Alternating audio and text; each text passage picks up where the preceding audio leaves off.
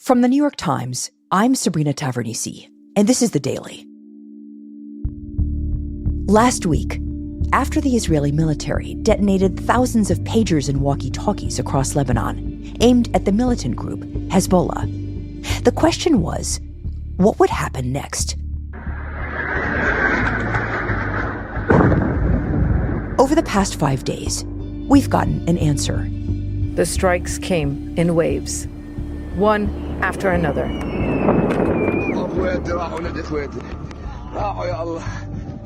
In a series of attacks across Lebanon, including in densely populated parts of its capital, Beirut.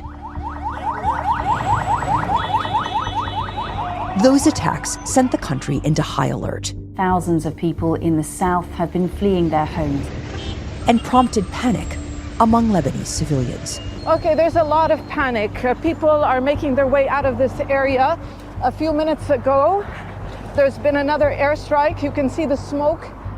As of Tuesday night, the death toll stood at more than 600, according to the Lebanese Health Ministry, with more than 27,000 people in shelters.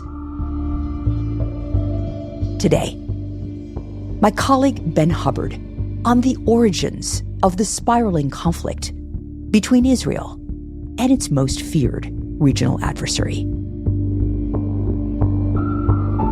It's Wednesday, September 25th.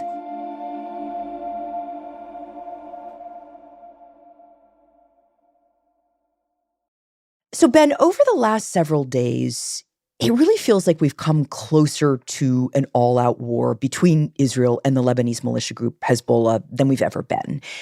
You have a long history reporting on this group and their conflict with Israel. I wonder what you've been thinking as you've been watching things develop over the past few days. So I've been watching this conflict between Hezbollah and Israel for a long, long time, and I've never seen anything like what we've seen over the last week. We had pagers blow up in the hands of people across Lebanon. The next day, we had walkie-talkies blow up, also inflicting damage. Right after that, we had a very high-level assassination of a senior Hezbollah military leader and some of his comrades in Beirut in an Israeli airstrike. And then we had more than 1,000 airstrikes across Lebanon, particularly in places where Hezbollah has a lot of power. And we're watching this happen, and then we see the death toll just going up and up and up. And by Monday night, it was over 500 people. It included women and children. And very soon, we realized that this is actually the deadliest day in Lebanon for many, many decades. And this, of course, is very different than what we've seen over the past 11 months since October 7th, which is that Hezbollah began to fire into Israel after October 7th in solidarity with its ally Hamas. This is taking things up to a very different and very new level. Yeah, very soon after the Gaza war started, Hezbollah jumped in and started firing on Israel. And the idea was to try to bog Israel down on the northern border so that it couldn't focus entirely on Gaza. And both sides kind of had this understanding that they would continue this battle, they would strike each other, but they would try to keep things in certain bounds. They try to sort of keep it confined to the border area and not sort of let this blow up into a much bigger war. And for many, many months, that worked. I mean, they basically did manage to keep it confined. And so the question as we were watching this was always, what would it take for this to spiral out of control? And in my trips to Lebanon, talking to Hezbollah people and talking to other people close to the movement, they tended to mention three things. They talked about high-level assassinations of Hezbollah leaders. They talked about strikes directly on Beirut and not just along the southern border. And they talked about the killing of large numbers of Lebanese civilians. And all of a sudden last week, the Israelis carried out this massive escalation in this battle and very quickly checked all three of those boxes. And why is that? What changed? Well, there's a few reasons for this. One is that there's a lot of political pressure inside of Israel on the leadership. You have somewhere around 60,000 Israelis who have fled their homes in the north because they're worried about getting hit by missiles fired by Hezbollah. So there's a lot of pressure on the political leadership to find a way for these people to return home. And then, as far as we can tell, the capabilities for some of the early attacks, specifically the pager explosions and walkie-talkie explosions, had basically been set in motion a while ago. And we have reporting suggesting that Hezbollah had discovered this and the Israelis sort of realized they needed to use this or they were going to lose it.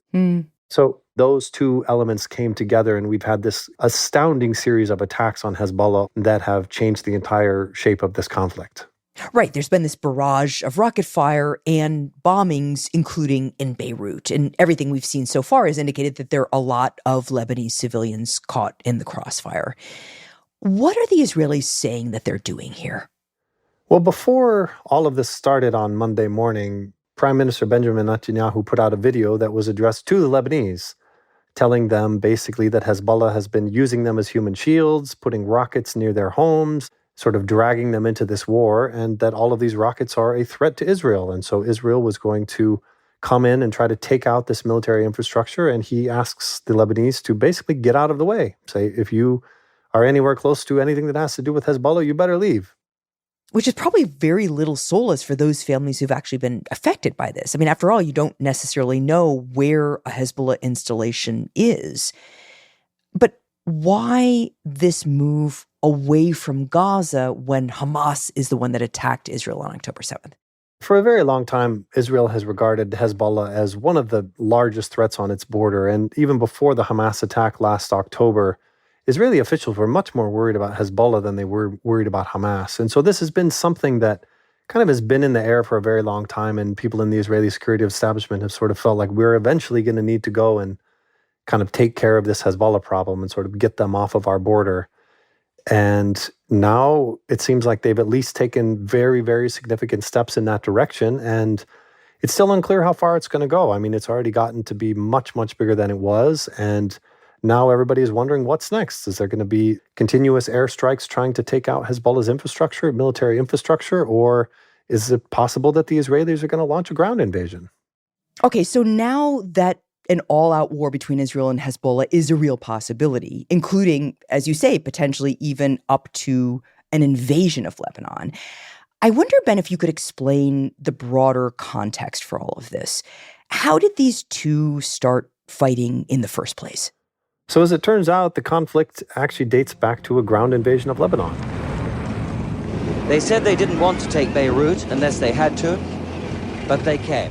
In the 1980s, Israel invaded. They crossed the border in 1982 to try to get militants off of their border, and they stayed. They basically set up a military occupation of the south of the country. The Israelis said they had one goal: to root out once and for all Palestinian bases across the border from their northern settlements, and then to establish... And the Shiite Lebanese, who were a majority in the south, weren't very happy to have them there. And so a group forms that came to be known as Hezbollah. Hezbollah guerrillas launched 2 salvos across the border from Lebanon. Retaliation, they say, for Israel's shelling of South Lebanon on Friday. Which was, at the time, an underground resistance force trying to get these invaders off of Lebanese soil. And they did this with the help of Iran, which provided them with support and funding, and it worked, basically. From now on in Lebanon, May the 25th will be a holiday, the National Day of Resistance and Liberation, to celebrate the departure of the Israelis from the south. They became a very effective guerrilla force attacking Israeli forces, and in 2000, the Israelis packed up and left. And for Hezbollah, this was a huge victory for them and something that was noticed across the rest of the region.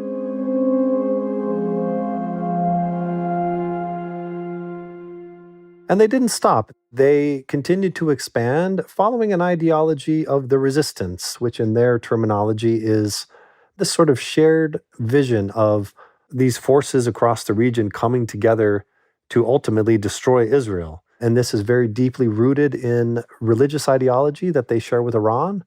And it kind of guides them forward. And I should mention that Israel, the United States, and other countries consider Hezbollah a terrorist organization. So at this point, Hezbollah has emerged as a clear antagonist to Israel. What's the next kind of flashpoint in this fight between these two adversaries? So Hezbollah continues to develop its role in Lebanese politics, its military capabilities. And in 2006, some of its fighters launch a cross-border raid on Israel. They kill a number of soldiers and they capture 2 and bring them back to Lebanon. I'm calling to the people who kidnapped him. Send us a sign of life from my son. And this sets off gigantic, devastating war between Israel and Hezbollah. A very bloody one, as I remember, as I covered it. Yes. Israel had to respond to this absolutely unprovoked assault, whose scale and depth was unprecedented in recent years. Israel pummels South Lebanon and lots of Lebanese infrastructure across the country in airstrikes, launches a ground invasion, tries to come back in. Since the beginning of the war, there have been virtually no supplies being brought into Lebanon. That means that Lebanon, to all intents and purposes, has been shut off from the outside world. And this drags on for about 34 days. More than 1,000 Lebanese are killed. About 150 people are killed in Israel. Hugely, hugely destructive war. The head of Hezbollah pledged to wage an open war against Israel. And Hezbollah shows itself to be an incredibly capable guerrilla force. Forces inside Lebanon fired hundreds of rockets at Israeli border towns and a warship. They have tunnels dug in South Lebanon. They have bunkers. They use a lot of the landscape. They basically wait for the Israelis to come into these towns and villages and then sort of pop up out of nowhere, fire anti-tank missiles, lay ambushes, and it's incredibly effective. And basically, they reach a point where neither side figures they can go much further, and it brings the war to a stalemate.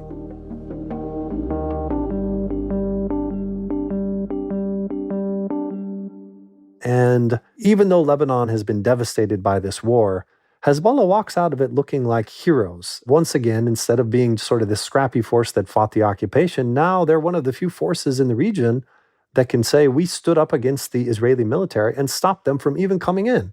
Yeah, I remember watching those Hezbollah fighters emerge from the trenches on the day that Israel withdrew, and they were really walking with the confidence of victorious men. Despite the fact that there had been massive casualties on the Lebanese side, they really were acting as though they had won. Yes, and this has an effect inside of Lebanon and in the broader region. Inside of Lebanon, their military forces get stronger and more effective, and they start to evolve into what a lot of people have called a state within a state. They have their own TV station where they broadcast the news, basically of how they see the world. They start providing widespread social services, mainly to their poor people in sort of their base community, and they begin to play an even stronger role in Lebanese politics, participating in parliamentary votes and government formation and things like that. They just start becoming a bigger part of the mix. And Lebanon has an incredibly weak central state. This is a country that suffered a terrible, terrible 15-year civil war that it basically never recovered from. So it does have an army, but the army is not incredibly powerful. And Hezbollah is just basically not subject to anybody's control. They never have to ask permission from anybody to do what they want to do. So, they have members in parliament, and they usually have a handful of people in the cabinet, but that's not what they're really interested in. What they're really interested in is their broader military project, and they basically draw a very clear line around their military activities, and they will not let anyone else get involved or tell them what to do or not to do. Okay, so that's on the domestic front. But you mentioned that the 2006 war and its outcome really had an effect on the broader region as well. So what was that?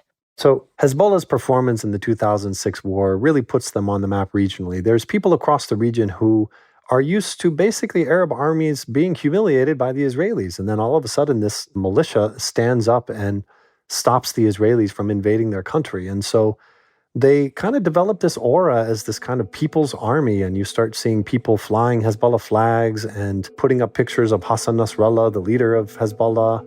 You would see it in Cairo, you could see it in Damascus, and people that are against Israel and might feel that their governments are not doing enough to sort of work against Israel. And then all of a sudden you have, wow, this is the real resistance.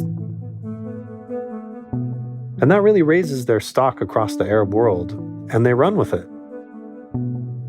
Hezbollah goes through basically another transformation. And instead of just being a force focused on fighting Israel, they expand into the rest of the Arab world. They start intervening in regional conflicts, sending their people abroad to help out other militias. And this is when things start to backfire.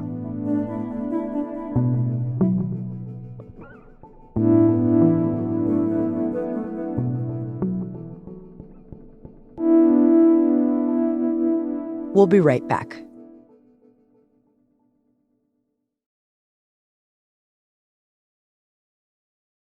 So, Ben, what does it look like when Hezbollah expands its footprint in the Middle East? Tell me about that. So you'll remember that from the early days, Hezbollah is very close with Iran. And Iran has this idea of the axis of resistance.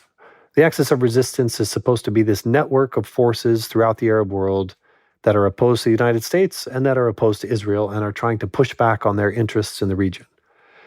So these forces exist in different countries, and Hezbollah is kind of the senior member. They're sort of like the older brother of all of these other militias. Everybody looks up to them and sort of see them as this experienced party that can kind of help them get their act together. And after 2011, this axis starts to take off. And Hezbollah is really the connective tissue. Hezbollah starts sending out experts, and they start sending out fighters. In less than a year, Hezbollah has turned the tables for Syria's once beleaguered president, Bashar al-Assad, their Shia ally. They get involved in Syria's civil war. They go to try to help the government of Bashar al-Assad put down a rebellion against his rule. The group is now perceived as killing Sunni civilians inside Syria on Iran's request. And they train fighters there, and they work alongside them, and many of them participate in battle. We may not have spoken about Iraq before, but we have a... Later, they send fighters to Iraq. They send fighters and trainers to Yemen. Let's go to any place where we can fight this threat that is threatening our Muslim nation and our region. So they're kind of freelancing in a way around the Middle East. Yes, exactly. And many of the Arab governments are watching this happen and sort of wondering why this group that claims to be focused on fighting Israel is suddenly popping up and trying to help Iran out. And worse than that, Hezbollah is actually killing other Arabs. They are fighting on behalf of the Syrian government, and they're killing people on the other side. And so it begins to tarnish Hezbollah's regional standing and its regional reputation.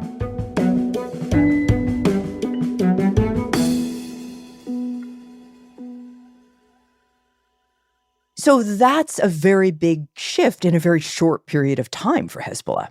Yeah, it's a big shift. And there's a somewhat similar shift that takes place around the same time inside of Lebanon. Lebanon, as I said before, has an incredibly weak central state, and the country basically starts to fall apart. A tragedy is unfolding in Lebanon. Inflation has driven the country's currency to historical lows. The economy starts falling apart. The banking system begins to fail. Attacks on banks everywhere and people demanding their money. They've been locked out of their accounts since the financial crisis began in late 2019. People are going to the banks and trying to get their money out, and the banks basically say, we don't have your money anymore. Wow. The state electricity network has again collapsed. A lack of fuel forced Lebanon's largest power stations to shut down. There's an electricity crisis where people are going for days without electricity. I mean, it gets to be very, very miserable. And it creates a lot of anger against this political establishment that's been ruling Lebanon for a long time.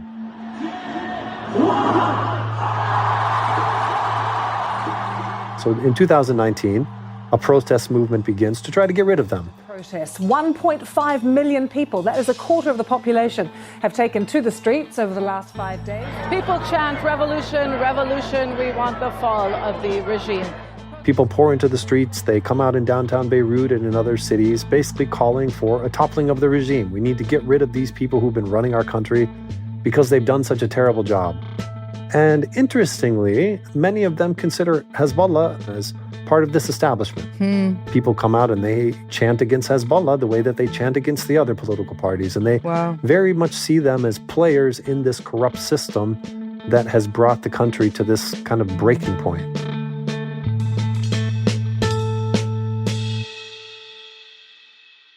So, in other words, by 2023, Hezbollah is much diminished. And yet when it comes to October 7th, when Hamas attacks Israel, Hezbollah behaves very much in a way that is not diminished. It actually starts attacking Israel in solidarity with Hamas. Why does it do that? So this actually fits in very well with Hezbollah's sort of more recent activity of trying to strengthen this axis of resistance, trying to work with these other anti-Israel forces in the region. So Hamas attacks Israel. Hamas is a member of the axis of resistance. Israel goes to war with Hamas.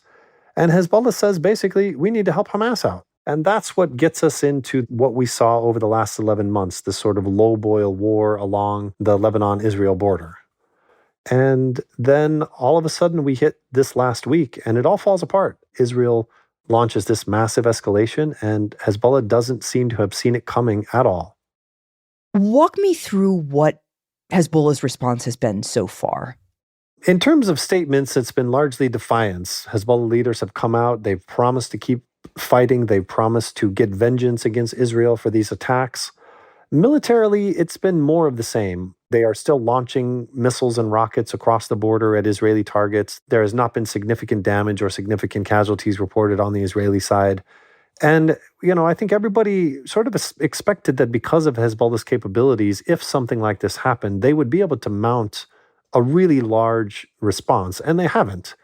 And people are still trying to figure out exactly why that is. Is that because they're just unable to do it, either because too many of their people on the border have been wounded or killed? Is it because they can't communicate enough to organize sort of a broad attack? Or is it that they're kind of wishing that they could take things back to the way that they were last month, where, they can have this war going with Israel and they're hitting things, but it's not sort of escalating into this gigantic war? So just tying all of this together, Ben, what do you make of Hezbollah's position here? The group is just in a much different place than the sort of hero status that it used to have when it was the one standing up to Israel and winning. They are in a much, much different place, both in the region and in Lebanon. Around the region, I think that there's a lot of sadness about the civilian deaths in Lebanon, and I think people are very concerned about the damage that's being done in Lebanon, but you hear much less sort of sadness about Hezbollah. I don't see a lot of people sort of mourning that Hezbollah has taken these hits, and I think that's because there were a lot of people in the region that were sort of fed up with what they had been up to.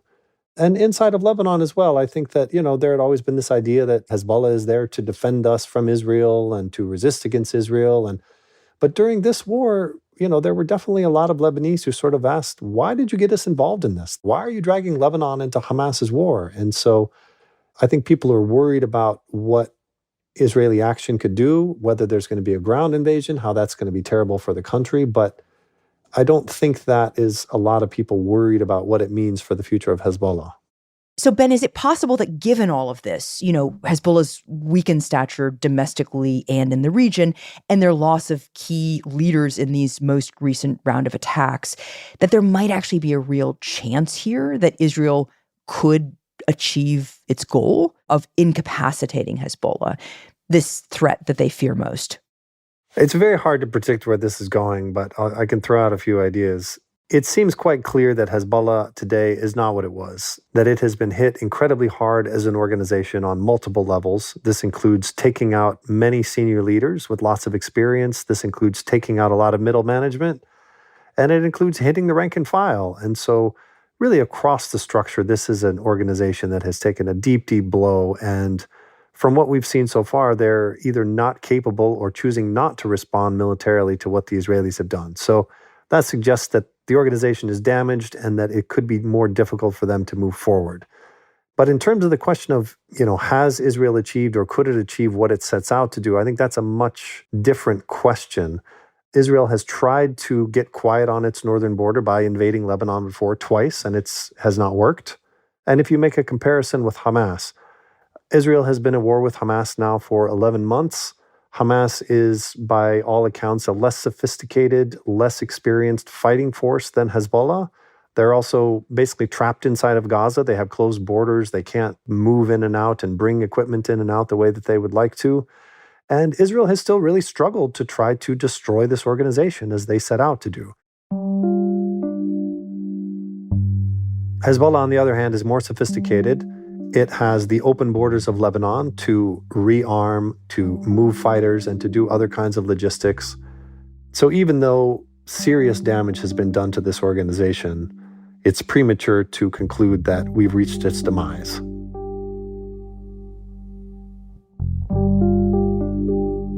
Ben, thank you.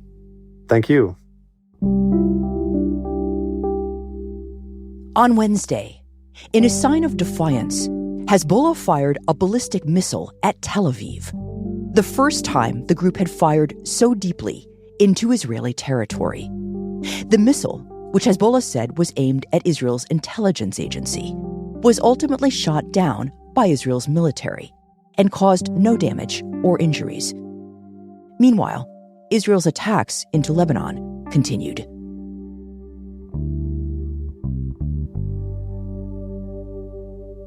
We'll be right back.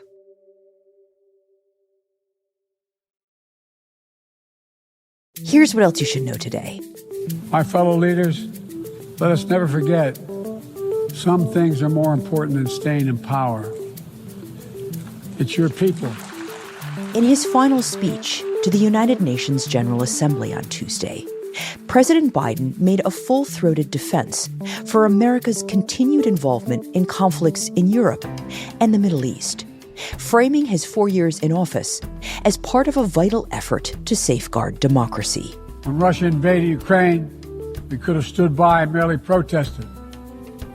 But Vice President Harris and I understood that that was an assault on everything this institution is supposed to stand for. Speaking on the United States' defense of Ukraine against Russia's invasion, the president said that America and its allies had, quote, ensured the survival of Ukraine as a free nation, but warned that Ukraine's power to hold off Russia could be fleeting.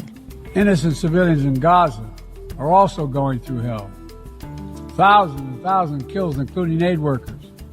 Too many families dislocated, crowding into tents, facing a dire humanitarian situation. On the Middle East, Biden made a point of highlighting civilian casualties in Gaza and said Israel and Hamas should sign on to his ceasefire and hostage plan, while also reiterating his long-held position that Israel has the right to defend itself.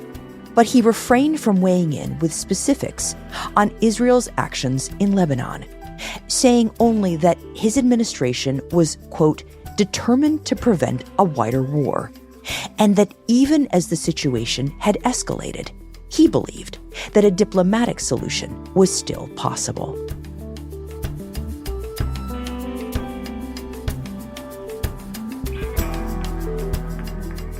Today's episode was produced by Diana Wynn, Will Reed, Rochelle Bonja, and Eric Krupke. It was edited by Mark George, contains original music by Marian Lozano, Rowan Nemisto, and Dan Powell, and was engineered by Chris Wood. Our theme music is by Jim Brunberg and Ben Landsverk of Wonderly. Special thanks to Ewan Ward, Huayda Saad, Christina Goldbaum, and Vivian Yee.